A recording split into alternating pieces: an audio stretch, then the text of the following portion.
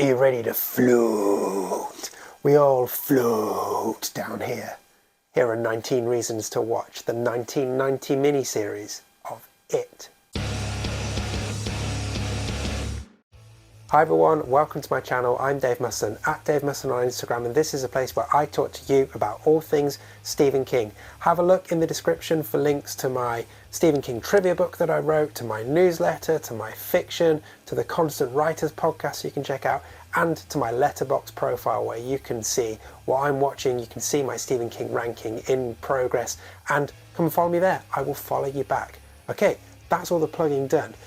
In this video, we're continuing our walk through the adaptations of Stephen King's work in chronological order. We're still in 1990, the third adaptation of 1990, but quite possibly, if not the best, that might be coming soon, one of the most iconic. It's the 1990 miniseries of It, based of course on the novel of the same name from 1986. So in this video, I'm going to give you 19 reasons to watch this miniseries. And if you're a first-time watcher of this miniseries and you're thinking, hey, I don't want anything spoiled, don't worry. Any spoilery reasons will be clustered towards the end, and I will give you a spoiler alert before they come, so you can still get some idea of why you might want to watch this miniseries, and then bail when you need to bail, so you don't have anything ruined for you. Sound good? Cool. So this miniseries first aired on ABC in 1990 on the 18th and the 20th of November. And since then, well, it's been watched by many, many, many millions of people. And fast forward to today, and you can still find it online. So, at the time of recording, this one is streaming in the UK on Now TV, and somewhat surprisingly doesn't appear to be streaming anywhere in the US, but you're creative people, I'm sure you can find it. And, you know, it's always worth having the DVD or the Blu-ray of something as iconic as this one.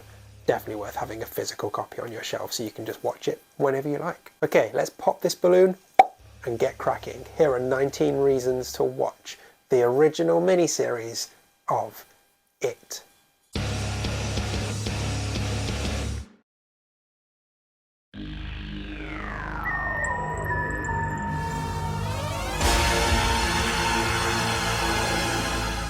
So I'll start with an admission here. Similar to when I was trying to tackle the book of It, I'm kind of daunted at the possibility of trying to distill my reasons down to just 19. I could do a whole series on why you should watch this miniseries, to be honest.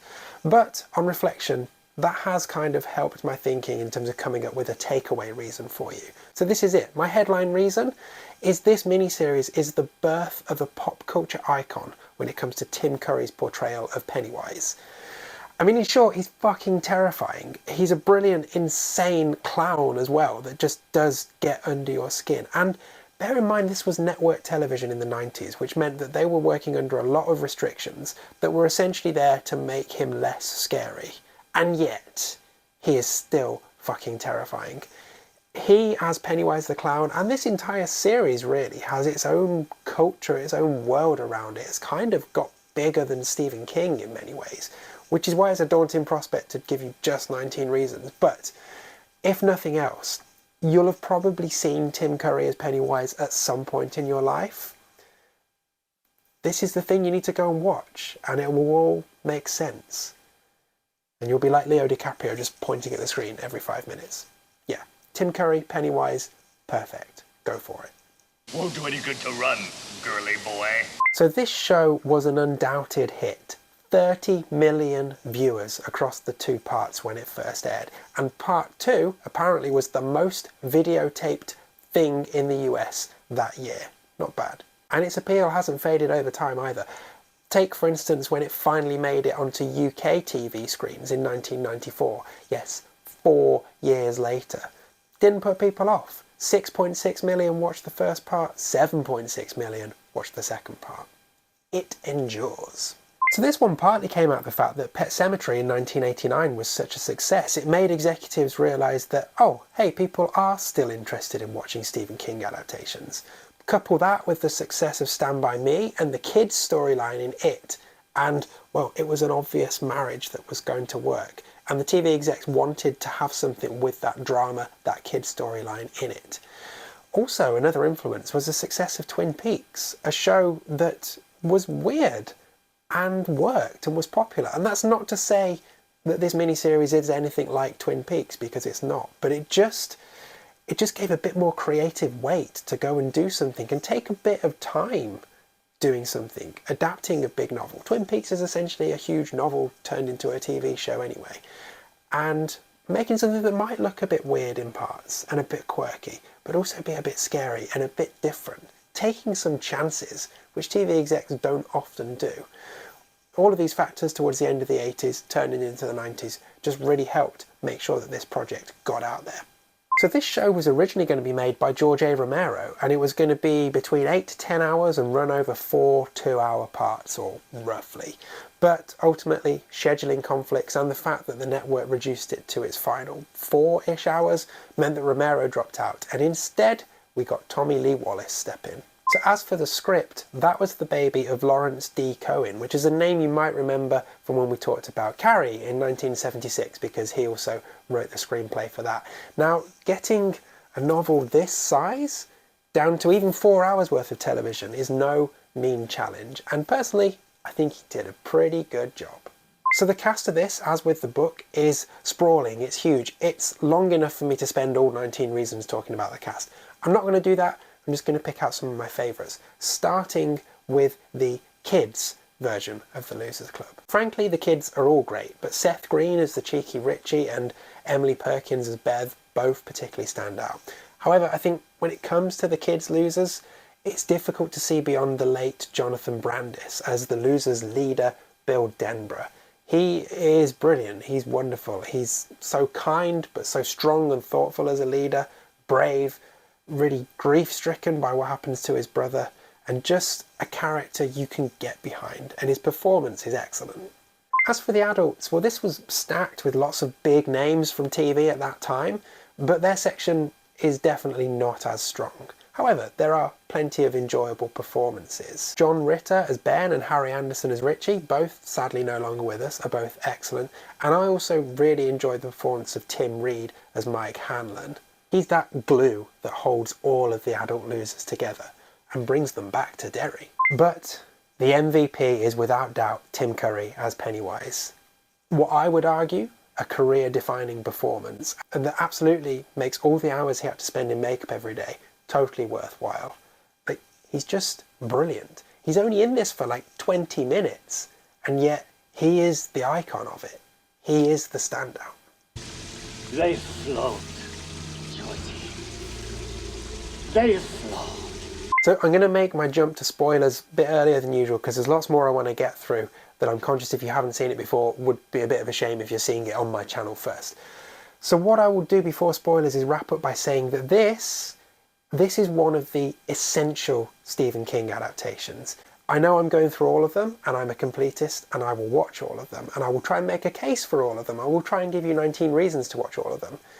But you know, if I'm being honest, when it distills down to which ones you absolutely should watch, or if you've already watched them, you absolutely should watch again, this miniseries definitely makes the list. We're looking at Carrie, Stand By Me, Pet Sematary, The Dead Zone, It. That's the next one. Oh, and The Shining as well, I guess. Depends how accurate an adaptation you want. But I'm not going to get sidetracked with The Shining. It. You should watch this. Like, whether you've watched it before or if you're watching it for the first time, track it down, watch it. Enjoy it. It's wonderful. Okay, so after this point, I'm going to be revealing things that might spoil a first-time watch for you. So consider this your spoiler alert. If you want to bail here, please do. Come back soon. Travel safe. All of that kind of stuff. But otherwise, stick around, because I've got a load more reasons for you to watch or rewatch the 1990 miniseries of It coming right up. So, as you would expect when adapting such a large book, there's a chunk of stuff here that just didn't make it onto screen. Notably, the child orgy scene. Yes, the child orgy scene. You'll be aware of that if you've read the book. And if you haven't, I'm not making it up. It's really there. That didn't make it. The Patrick Hockstetter stuff didn't make it. And some of my personal favourite moments from the page also didn't make it, like the balloon floating towards Ben on the frozen canal, the big bird attacking Mike, the little kid getting killed by the creature from the Black Lagoon. But it doesn't matter. This miniseries is so strong. It works without them. Like, I can list a whole bunch of stuff that I'm really disappointed weren't there, and yet I can still have the best time watching this series. That's how good a piece of television it is. So normally in these videos I pick out my one favourite scene, but I just couldn't limit myself to one with this miniseries, which is mainly why I've made the jump to the spoilers earlier than usual.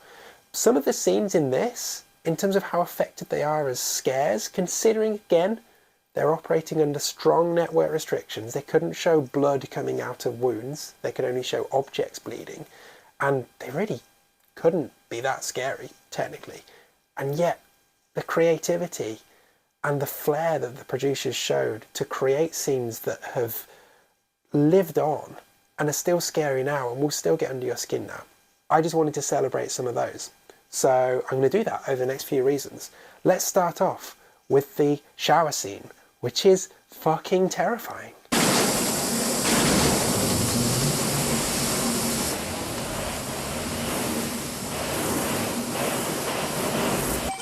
Is it?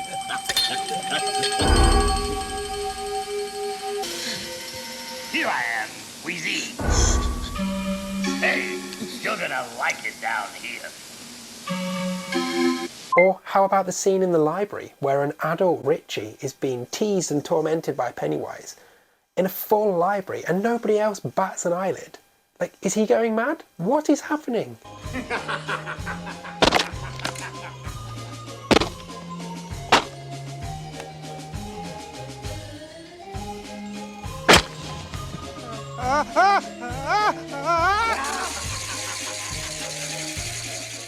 Other ones I can think of, Mrs. Kirch in Bev's old house, terrifying again.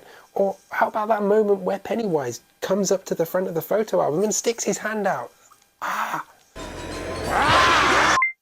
Oh, and I almost forgot, Pennywise's melted face after Eddie sprays him with battery acid from his inhaler. I mean, Pennywise is terrifying enough anyway, but when his face is half melted, like nightmare fuel. And again, this is network television in 1990. How did they get away with it? But I think, push comes to shove, my favourite scene in this, my favourite visual moment, it's when Belch gets folded in half and sucked into the deadlights, man. So good.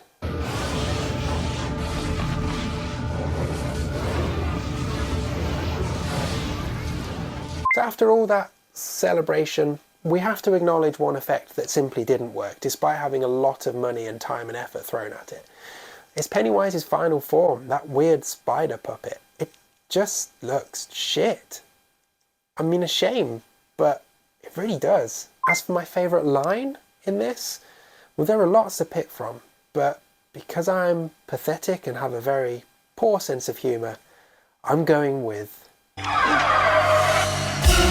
Kiss me, fat boy. So we have a few links to mention here, links to other King works. I've already said that Lawrence D. Cohen wrote the screenplay for Carrie, and he would later do the screenplay for the Tommyknockers miniseries, which we'll get to before the end of this calendar year. Elsewhere, Jonathan Brandis, his voice can be heard in the opening credits of Pet Sematary. He's reading an epitaph to a dead pet.